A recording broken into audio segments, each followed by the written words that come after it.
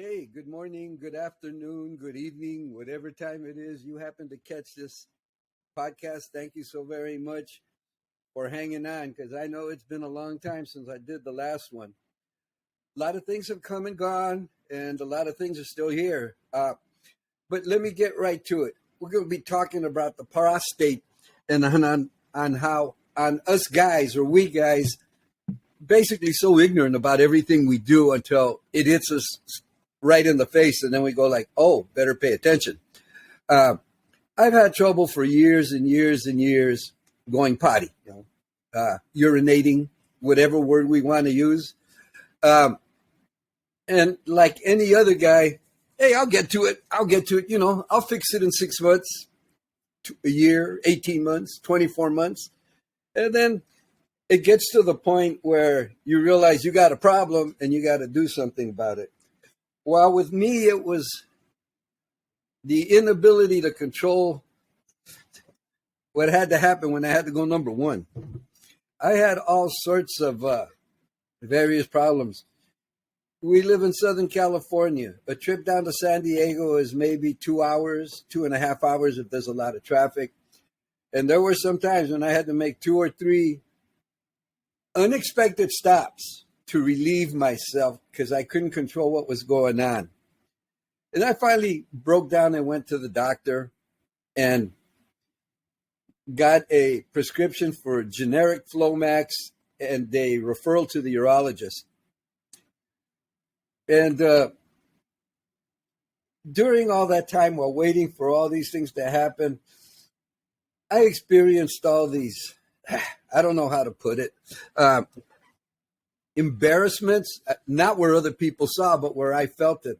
We were at church one time and my grandson had to go to the bathroom. So we walked over to the bathroom and we went to the urinals.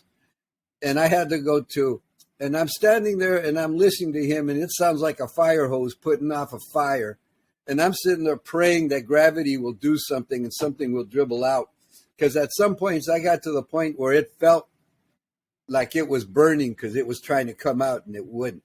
So go to the urologist. And while we're talking, as you can tell, I'm a Vietnam vet and rather proud about that. I find out that he was drafted during the Vietnam era while he was in medical school, and he got to finish his medical training in the military. And of course, he had to give him a few years of his time. But so, we had a common reference point. We both knew what military life is like. Anyway, while we're there, we're talking, and he's talking to me about the possibilities of what might happen. He was going to do something and then maybe look at the idea of a biopsy, and then we'd go from there. But he decided after listening to me that he was going to do the old digital rectal exam. Now, I think that is such a nice term for someone sticking their finger up your, but that's what it is. He went over to the gurney or the table and he says, "This is what the pose I'd like you to take." And it's like, I'm very familiar with that. All of those of us who were in the military know that pose very, very well. Anyway, once he was done with the exam, he looked at me and he says, "No," he says, "we're going to go right to the biopsy." He says, "I can tell your prostate's enlarged and you have some hard spots." And I'm like, "Oh, all right." So we set up the appointment for the biopsy. So in the meantime, I decide, let me start researching this prostate thing. Now, here's where we guys always go stupid, especially those of us who've been married for forever. My wife, the last 20 some years of her father's life, he died a couple of years ago at 95. So he lived a good long life. But she basically shepherded him through the prostate cancer process. So she's telling me all these things. And of course, I'm not even nearly paying half-ass attention like I should. So now we're at the point where she's letting me know what's going on. And I find out that here's your prostate. Let's see. And your urethra runs right through the middle of it. So if the prostate gets enlarged, it shuts down the urethra, making it hard to pee. Not only that, the prostate also acts as a I'm trying to remember what the term is. I think it makes, when the sperm is created by the testes, it goes through the prostate because the prostate acts as a switch. What's coming through, pee or semen? And what it does with the semen is, it, if I remember, gives it an alkaline treatment so it can withstand the acidity of the woman's vagina. Now, as a good Catholic educated young man, I am embarrassed no end using those terms. It was things we never talked about. But anyway, I come to find that the other distraction of an enlarged prostate, besides making it hard to pee, is where it sits next to your poop chute. It gets big enough and it bothers it, so you think you always have to go poop also. So now, and my wife's looking at me as I'm reading this, and she's looking at me and she's telling me, if you paid attention, you'd have known this years ago. And if you'd have paid attention, you'd have taken care of this years ago. But hey, what's the sense of being a guy if you can't be stupid and stubborn? So here we are. Here I am doing this podcast on this. So anyway, we got through that part, and I awaited the biopsy. Now, I finally went for the biopsy, and it was interesting to me because the way they do a biopsy on the prostate is they go through the rectum because it's up against the rectum wall. And the technician is talking to me, and I feel, like a probe. And then he says, okay, he says, I'm done. You've been anesthetized. Everything is ready to go. And then he made the comment. He says, you're going to hear I can't remember what it was. Was it like it might have been like a ring sound. And when I heard that, that was their way of saying, we've prodded that point. We've hit it so we can check it in the biopsy. Now I was told there were going to be 8 different hits on it. And I heard the bell ring 8 times, but I only felt something 4 times, and it really wasn't painful. It was just like, okay, no guy wants anybody in that area, but I lived with it. And that was it. Was done. Went home. And then just carried on, having to go to the bathroom. It was a little better under control. I was only having to go once through the evening, and that was early morning. So I had it somewhat under control. So I was like, okay. But, you never think twice about going to the bathroom. It's something that just happens. So when you have to think about it, it's like, I'm going crazy here.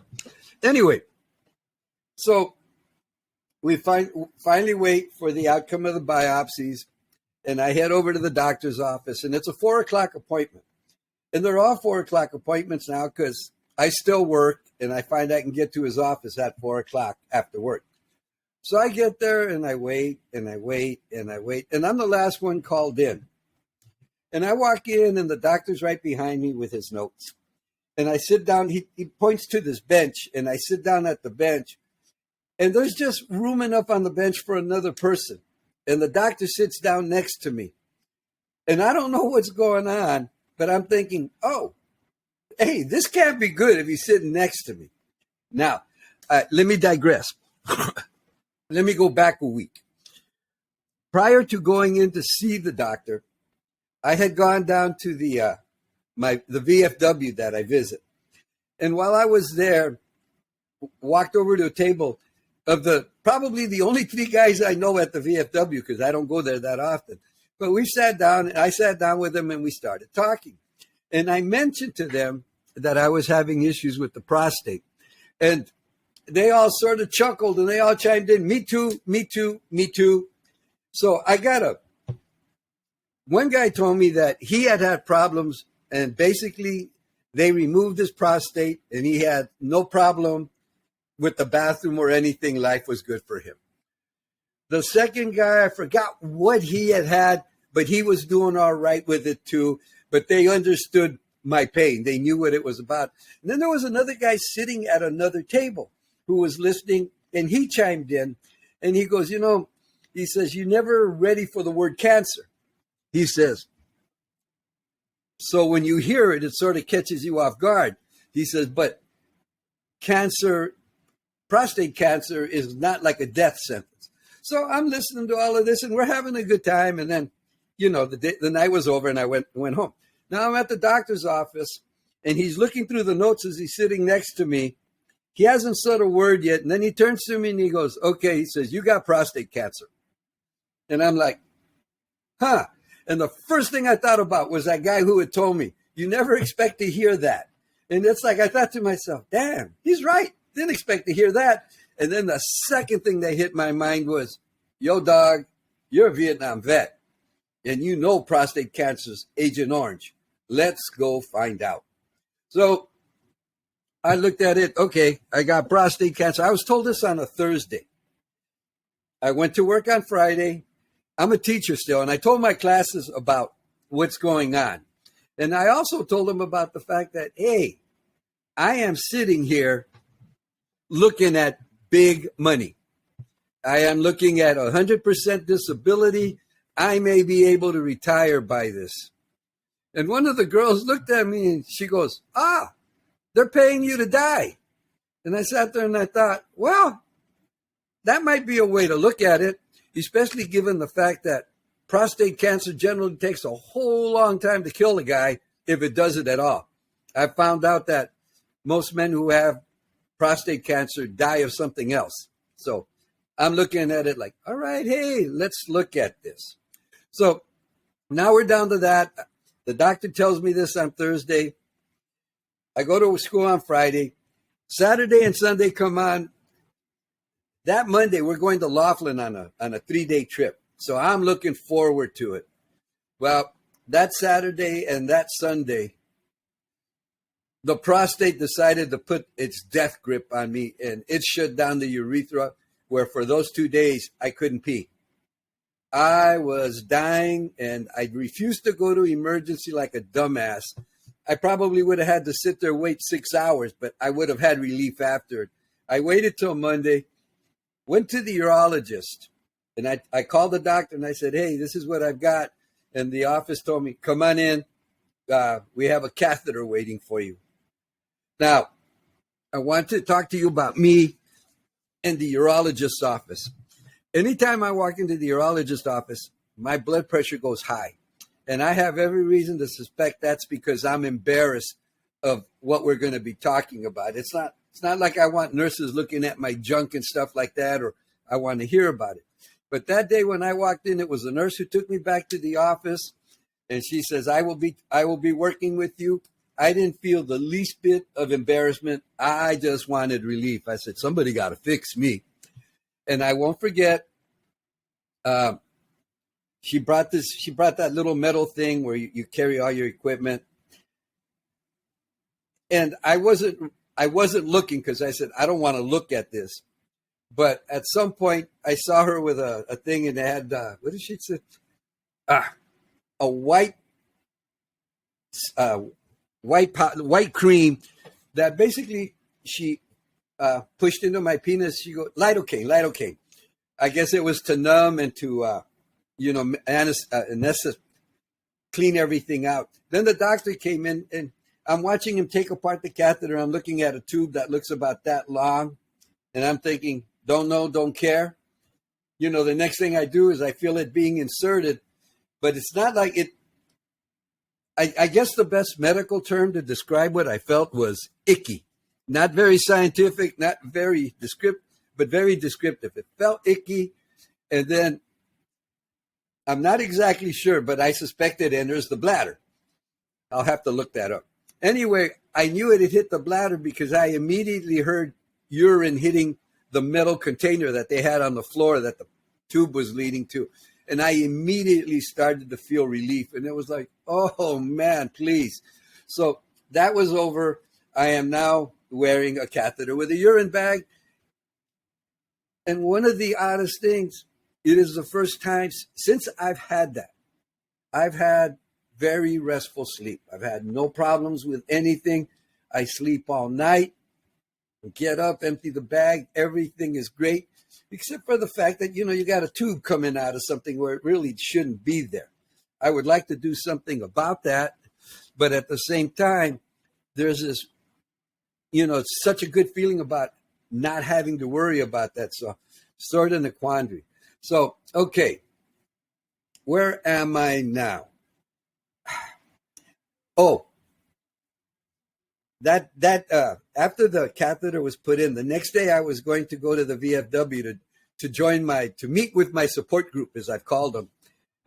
And on the way to the VFW, because of the lack of sleep I had over the weekend, apparently, I sort of fell asleep at the wheel, sideswiped 2 cars, never made it.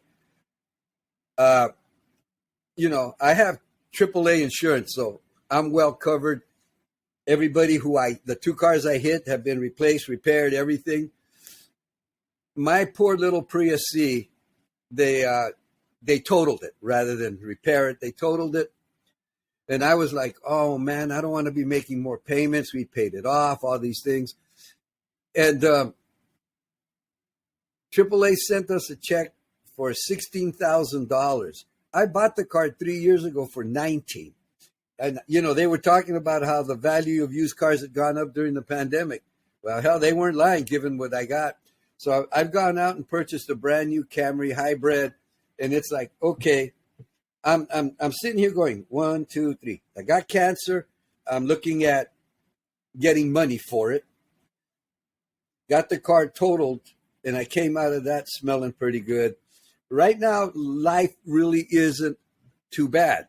So where am I now? Oh, after I went for the biopsy, then I went to go visit the doctor. And this time my wife came with me because apparently I'm not necessarily good at picking up information nor relaying it when it comes to my health. Anyway, she goes with me. And I think the words out of the doctors, the words the doctor used was, this is a slightly more aggressive form.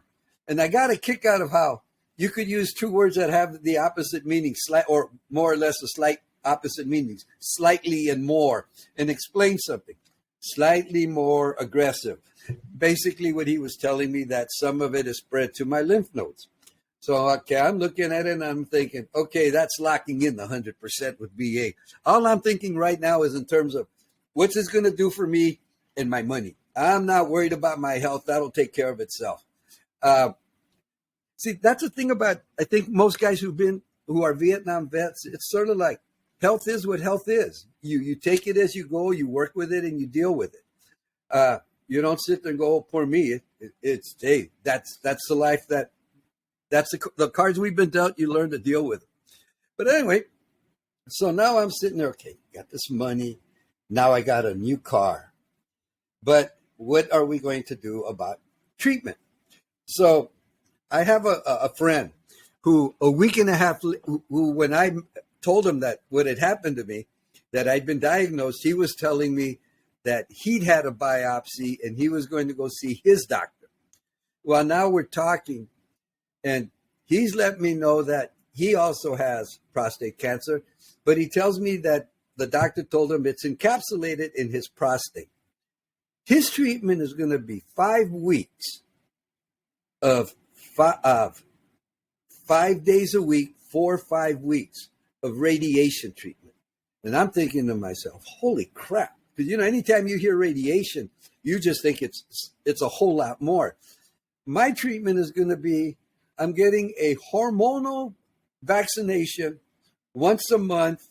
And if I heard the doctor correctly, for 2 years, I'm going to have 24 injections. Oh, and I take a pill daily. And the total copay on my treatment for $20. It leads me to think, how sick can I be if it's only costing me $20? You know what I'm saying? So here's where we're at. I had my first treatment, and it was 2 injections. I think the injections take all of about 10 seconds each. I use the word because I can actually pronounce it. It's a subcutaneous injection. Basically, they just stick the needle under the skin and inject. I was sore for a couple of days, felt a little puffy there, but no big deal. That's it. That's going to be my treatment for 2 years. And I'm like, okay. So with the ongoing saga of VA benefits, I'm talking to another colleague who had prostate cancer, and he was drawing 100%. And we were laughing because he told me, it can be cured. And he says, and once it's cured, the VA takes away its money. It ain't paying you if you don't have it. So I'm sitting here going like, that means if I retire and I get cured, that extra money is not going to be there once I'm cured. So that's changed my thoughts as to what I'm going to do. But everything is still good. Now, over Thanksgiving, I love Thanksgiving. I mean, I love the idea that we can celebrate and be thankful, and that our lives have given us things to be thankful for. However, Thanksgivings haven't always been good to us plumbing-wise. We've had problems with our plumbing over Thanksgiving, and if you call someone out on Thanksgiving, I guarantee you won't do it but one time. It's too expensive. So we wait till Friday because there was the toilets stopped working. They weren't flushing. So when Friday comes, the plumber comes. Oh, and I'm going to recommend this place if you live in the San Gabriel Valley in Southern California. Roto Hero. I called him on the Friday after Thanksgiving. I called him at 6:30 in the morning, and someone was here by 8:30 in the morning and basically charged me $77 to clear the line. Those of you who have had plumbing problems know $77 is never happening. So it was great. And while he's in there, he says, the reason you're leaking is you've blown out a wax seal on one of the toilets. So we had him repair that, and that was $250. And he said, that's the standard industry price. No argument, because by the time he was done, he was taking out a rusty nut, a rusty bolt, and replacing all of that. And it was like, if I'd have done that, I'd have broken the toilet too. So I was quite happy with that. Anyway, it turns out that all of this stuff basically flooded both bathrooms, the washroom, the kitchen, the hallway, and the living room. And they're basically replacing all of that for the cost of our deductible on the insurance. The only bad part about that is apparently we're going to have to move out for a while. And they're throwing money at us left and right. I don't know exactly how to handle this kind of good luck, because now they're remodeling our house for the price of our